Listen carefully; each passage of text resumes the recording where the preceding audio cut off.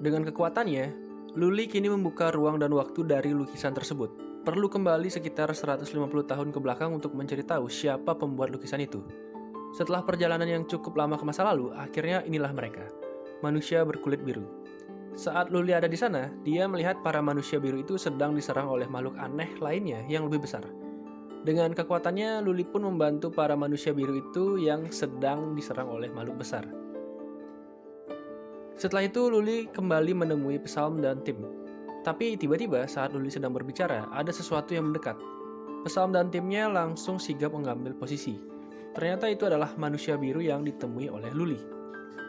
Syukurnya Psalm cepat, dia pun bisa dengan mudah melumpuhkan manusia biru yang menyerangnya. Saat ditangkap, manusia biru ini menangis, guys. Luli pun menyuruh Psalm untuk melepaskannya. Di markas permukaan, manusia biru ini dipakaikan kacamata oleh Luli dan tim. Kata Tesla itu penting bagi si makhluk itu, karena kalau tidak, matanya bisa terbakar karena mereka ini kan tinggal di bawah tanah ya guys ya. Jadi sekalinya kena matahari itu bisa berbahaya bagi mereka, jadi kayak matanya bisa kebakar gitu deh. Selain itu, ini juga penting, biar mereka bisa ngeliat dengan jelas di tempat yang cerah. Saat melihat Luli, makhluk biru itu tiba-tiba menunduk. Tingkahnya seperti sedang menyembah dewa. Luli pun tersadar kalau dia sempat menolong para makhluk biru itu saat dia kembali ke masa lalu. Hal itu membuat ras makhluk biru itu menganggap Luli adalah dewanya mereka. Dan yang sedang berada di depan mereka saat ini, bisa jadi itu adalah cucu dari cucu-cucu yang Luli selamatkan pada waktu itu. Setelah berdiskusi cukup lama dengan Tesla, Luli pun memutuskan untuk membawa gadis berwarna biru itu ke markas Eternal Club untuk dipelajari lebih lanjut. Di markas, gadis ini ditempatkan di sebuah tong logam karena dia itu pengen kabur terus guys. Dan tenaganya juga kuat. Jadi nggak kuat kalau diikat doang gitu. Saat dia mencoba kabur, si gadis biru ini tanpa sengaja berpapasan dengan Guru Du. Dan di saat itu juga dia berkata, "Mama." Karena kasihan sama si bocil biru itu, Guru Du pun menyuruh Psalm untuk melepaskannya dari tabung besi itu guys. Ternyata si bocil biru itu suka sama si Guru Du. Beberapa saat kemudian Luli datang. Dia memberikan misi ke Guru Du untuk mengajari bocil biru itu peradaban modern. Ya, simpelnya Guru Du ini diminta untuk ngajarin si bocil biru itu biar dia bisa berkomunikasi dengan manusia normal lainnya. Dan agar proses ngajarinnya itu cepat, Luli membawa Guru Du dan bocil biru itu ke perpustakaan. Di sana, Luli mempercepat waktu Guru Du untuk mengajari bocil biru itu guys. Singkat cerita, bocil itu sekarang udah bisa ngomong dan nyeritain tentang rasnya ke depan Guru Du dan juga Luli. Jadi, ras mereka itu punya raja. Rajanya itu adalah seorang monster dan waktu Luli balik ke masa lalu dan bertemu dengan ras mereka, tanpa sengaja Luli telah menyelamatkan ras mereka dari penjajahan monster itu. Sejak itu, Luli dikenal sebagai dewa bagi ras mereka yang bisa merubah waktu. Oleh para peneliti di Eternal Club, darah anak ini diambil dan akan diteliti untuk proyek mereka berikutnya. Darahnya biru guys, dan kerennya lagi, ototnya dia itu lebih tebal dari otot manusia pada umumnya. Tapi struktur anggota tubuhnya ringan. Itulah kenapa dia ini bisa memanjat pohon dengan mudah. Oh ya, bocil biru ini sekarang udah punya nama. Namanya adalah Freya. Karena temuannya sangat spesial, Luli memutuskan untuk melanjutkan eksplorasi dunia bawah tanahnya itu. Sekarang, Psalm, Luli, dan tim sudah ada di tempat di mana mereka akan turun lagi ke dalam perut bumi. Kali ini Freya akan menjadi pemandu mereka dalam mencari rasnya. Sekarang mereka semua udah sampai di dasar. Saat sedang beristirahat, salah satu dari mereka menemukan sebuah sungai dengan air yang sangat biru. Sebenarnya cahaya biru itu bukan warna airnya guys. Lebih tepatnya karena batu di bawah air itu yang berwarna biru, makanya airnya terlihat biru. Ribet banget deh. Ya pokoknya gitu lah. Dengan santainya, Freya meminum air sungai itu saat yang lainnya takut. Kemudian, tiba-tiba, monster yang dibilang raja dari rasnya Freya ini keluar dari dalam air sambil ingin menyerang Freya. Tapi karena Freya udah takut duluan, dia pun nggak bisa bergerak. Melihat itu, Waylin, salah satu anggota pasukan Psalm, dengan sigap langsung menyelamatkannya walau helmnya harus pecah karena kena serangan. Monster itu tubuhnya seperti terbuat dari baja guys. Semua peluru yang ditembak ke arahnya rontok begitu saja. Dengan keberaniannya, Waylin datang dengan pisau dan langsung menyerang bagian leher si monster. Dia sedikit terkejut karena bagian leher monster itu ternyata lembut dan itu membuat dia kehilangan fokus yang akhirnya membuat dia terkena pukul yang sangat keras. Syukurnya Psalm dengan sigap dapat menyelamatkan Waylin. Berikutnya Psalm yang menyerang. Dia langsung menyerang monster itu tepat di depan matanya. Woi, keren guys. Setelah memenangkan pertarungan dengan Yeti penjaga itu, Psalm dan rombongan kembali berjalan menyusuri tempat itu. Sampai tiba-tiba lagi nih, gangguan berikutnya datang. Salah seorang anggota ras biru menyerang mereka dari belakang. Dia mengira Freya sedang diculik oleh orang-orangnya Psalm. Tapi penyerangan itu bisa dihentikan oleh Freya. Dia langsung menjelaskan ke rekannya siapa Psalm dan apa yang sudah ia lalui. Sekarang mereka telah melanjutkan perjalanan menuju tempat tinggalnya si Freya. Saat sampai, Psalm dan timnya sangat terkejut karena di dalam lubang yang jaraknya ribuan kilometer terdapat hutan yang sangat luas, bahkan ada dinosaurusnya juga di dalamnya guys. Udah kayak Jurassic Park nih. Sayangnya, info tentang kedatangan mereka menyebar dengan cepat di seluruh penjuru desa. Bahkan raja mereka kini pun sudah tahu. Raja ini pun menyuruh semua bawahannya untuk memburu pasukan Psalm. Namun karena Psalm sudah punya firasat tentang ini, dia dan timnya pun sudah siap untuk perang. Mereka pun diam-diam mulai mengintai para tentara biru yang mulai menyebar ke seluruh desa. Satu persatu tentara itu bisa dilumpuhkan dengan bius berdosis tinggi. Di markas sang raja, Psalm datang sendirian guna membunuh sang raja. Tempatnya terlihat sepi. Ternyata itu adalah jebakan. Sang raja udah ada di markasnya dari tadi. Pertarungan pun dimulai. Saking hebatnya, pertarungan itu sampai keluar ke tengah-tengah desa dan disaksikan oleh semua penduduk desa. Anggota tim yang lain langsung sigap membantu Psalm melawan para Yeti dan tentara biru di sana. Sama seperti Yeti sebelumnya, raja ini pun juga kebal dengan peluru. Jadi Psalm harus mencari cara lain untuk mengalahkannya. Mereka pun mengincar bagian mata raja itu seperti sebelumnya. Sang raja mulai memerintahkan para pasukannya untuk menyerang Psalm dan timnya. Tapi beberapa saat kemudian ada yang aneh dari langit mereka. Langitnya mulai retak perlahan. Ternyata itu adalah Luli dan para ilmuwan yang melakukan pengeboran dari permukaan sampai tembus ke dunia bawah tanah. Semua orang terdiam saat melihat Luli melepas helmnya, termasuk juga si Raja Yeti itu. Kemudian dengan kekuatannya, Luli mengambil sedikit demi sedikit waktu hidup sang raja. Tapi raja ini bacot banget guys. Psalm pun langsung menembaknya sampai mati. Salah satu tetua di sana berbicara kepada Luli.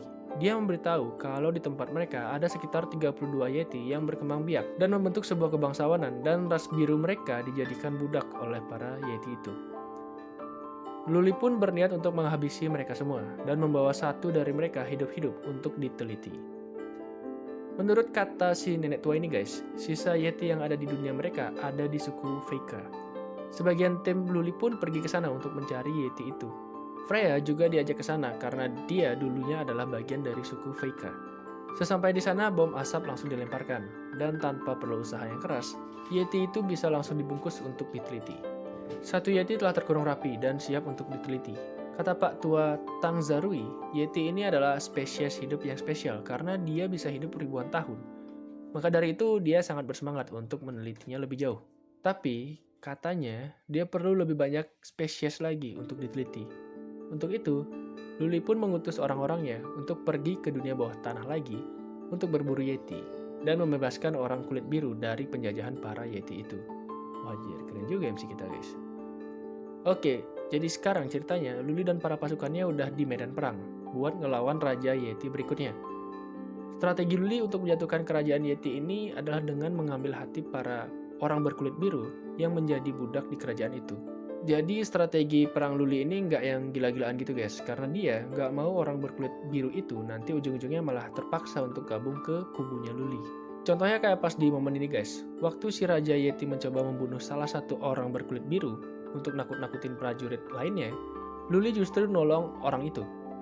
Melihat itu, para prajurit berkulit biru lainnya mulai terpancing hatinya untuk bergabung ke kubunya Luli. Mereka mulai nggak mau ngikutin perintah rajanya yang nyuruh untuk nyerang pasukan Luli. Akhirnya pasukan Yeti turun tangan untuk melempar semua prajurit berkulit biru itu. Tapi sekali lagi, Luli menyelamatkan orang-orang kulit biru itu. Selanjutnya kakaknya Freya yang namanya Kirang disuruh maju untuk menyerang sang raja. Sebelumnya Kirang ini udah dikasih kekuatan sama Luli, jadi dia bisa bergerak super cepat.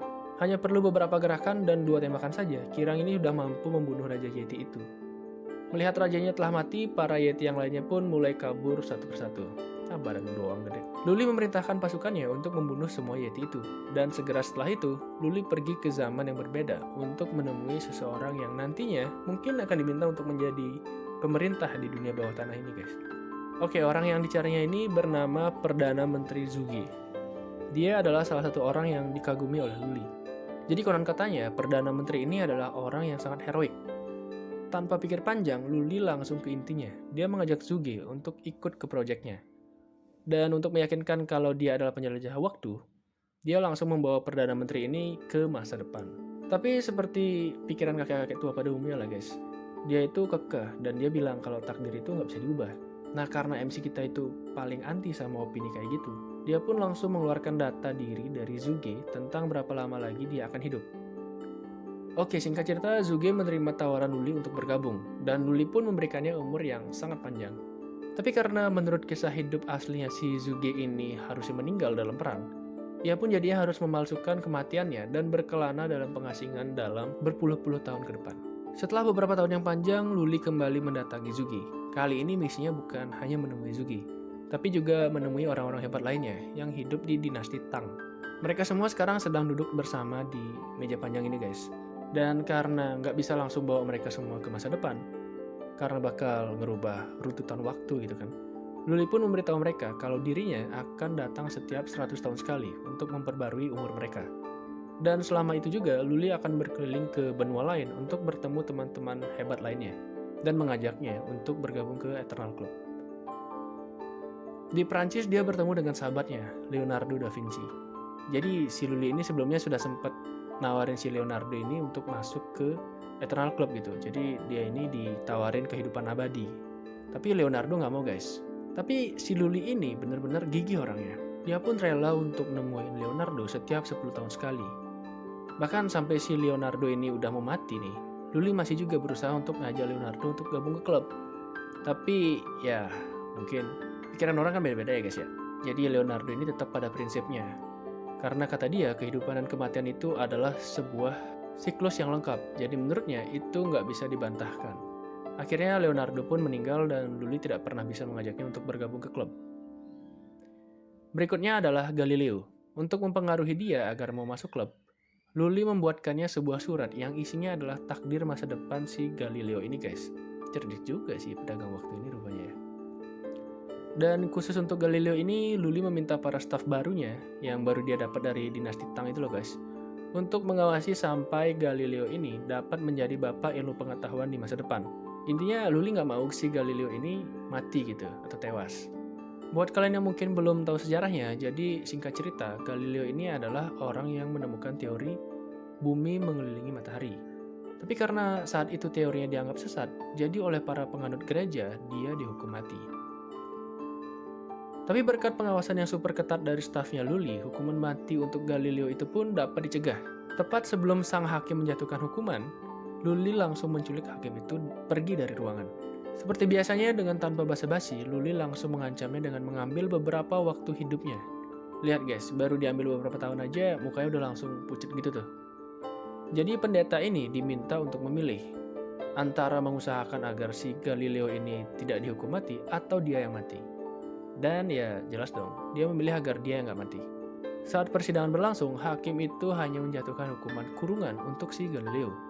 Itu membuatnya bisa tetap hidup dan melanjutkan penelitian. BTW ini ceritanya si Galileo udah tua ya guys, udah bau tanah gitu. Setelah beberapa lama, Luli kembali mengunjungi Galileo. Dan di momen ini, Galileo menyatakan kalau dia mau hidup lebih lama untuk melihat kebenaran dunia. Dan dengan pernyataan itu, dia pun telah resmi masuk ke dalam Eternal Club, dan Luli langsung memberikannya waktu hidup tambahan. Berikutnya yang dicari adalah Isaac Newton. Dan alurnya hampir sama dengan Galileo.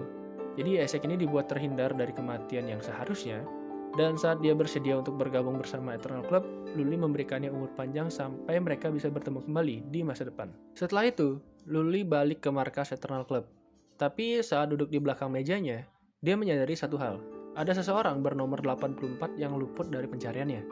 Namanya adalah Mendel, si ahli genetika. Dia pun menyuruh Zuge untuk mencarikan informasi mengenai orang ini. Setelah mendapat informasi dari Zuge, Luli merasa ada yang salah dengan garis waktunya. Dia pun memutuskan balik ke masa saat Mendel hidup untuk mengeceknya sendiri. Dan bener aja guys, si Mendel ini ditikam oleh teman satu perguruannya yang iri terhadap pencapaiannya. Sadis juga orang-orang zaman ini ya guys. Jadi temannya ini berniat menggantikan si Mendel untuk menjadi ilmuwan yang mana ilmunya dia ini sebenarnya jauh dari si Mendel. Dan kalau itu kejadian, maka garis waktu masa depan akan berubah. Makanya Luli ingin memperbaiki hal ini. Saat itu syukurnya Luli datang di saat yang tepat dan dia berhasil menyelamatkan Mendel dengan memintanya untuk menandatangani kontrak dengan Eternal Club. Dan kalau kalian penasaran sama temannya Mendel ini, dia sekarang udah dibuang ke sungai waktu sama si Luli. Jadi dia bakal tetap hidup, tapi ngambang terus tuh di kehampaan waktu katanya. Singkat cerita, semua ilmuwan yang dibutuhkan Luli semuanya udah di markas Eternal Club. Dan saat ini Luli sedang menunjukkan Project Universe kedua yang dimiliki oleh klub. Universe ini mengalami perkembangan yang bisa dibilang agak lambat karena dunianya disetting agar minim bencana. Jadi di bumi buatan mereka itu gak ada gunung berapi, gak ada gempa, dan yang lainnya. Ini membuat kehidupan para manusianya relatif aman dan damai. Sedangkan untuk mempercepat perkembangan kehidupan, tekanan seperti perang dan konflik-konflik itu perlu. Untuk itu, Tuan Newton mengusulkan penciptaan universe ketiga. Mimin juga belum tahu sih universe ketiga ini bakal kayak gimana guys, tapi yang pasti ini bakal keren banget sih. Sebagai bahan eksperimen, Luli mempersilahkan Newton untuk mengambil beberapa sampel kota di universe kedua ini untuk diteliti. Oke, sekarang kita keluar sedikit dari Eternal Club. Karena di luar klub, ada sekumpulan orang yang sedang memburu Luli. Mereka bernama Deity Hunter. Motifnya masih belum terlihat jelas. Yang pasti mereka ini sedikit demi sedikit sudah mulai memiliki informasi mengenai orang-orang yang berhasil hidup ribuan tahun. Bahkan mereka berhasil menculik salah satu pelanggan Luli untuk dimintai keterangan. Jadi orang ini seharusnya udah meninggal 3 bulan lalu karena penyakit kanker ganas yang dia punya. Tapi sampai beberapa bulan berikutnya, dia masih hidup. Dia pun diperiksa badannya, tapi dokter tidak bisa mendapatkan informasi apapun. Sampai akhirnya salah satu anggota Deity Hunter ini memaksa dengan keras agar orang itu mau mengaku. Oke, jadi singkat cerita orang ini mau mengaku dari mana dia mendapatkan kehidupan. Tapi saat dia akan menyebutkan nama orang yang memberikannya umur, kanker ganasnya itu tiba-tiba menyebar dan membuatnya tak sadarkan diri. Sampai dia akhirnya koit guys. Di luar terdengar suara tembakan. Ternyata itu adalah Luli dan Psalm yang berhasil mengalahkan kru penjaga. Di momen ini Luli langsung ngasih paham ke anggota Deity Hunter tentang siapa dirinya. Luli juga mengatakan kalau dia dan timnya sudah mengetahui keberadaan Deity Hunter jauh sebelum-sebelumnya. Untuk ngasih paham ke orang ini, Luli mengambil umurnya dan membawanya ke sungai waktu dan membuangnya di sana. Gila, keren sih. Saat orang itu telah disingkirkan, Luli mendapatkan telepon gawat dari Robert. Berdasarkan observasinya, Deity Hunter ini adalah organisasi yang sudah lama berurusan dengan supranatural. Tapi ya tentu, dewa waktu kita satu ini tidak akan gentar sama sekali guys.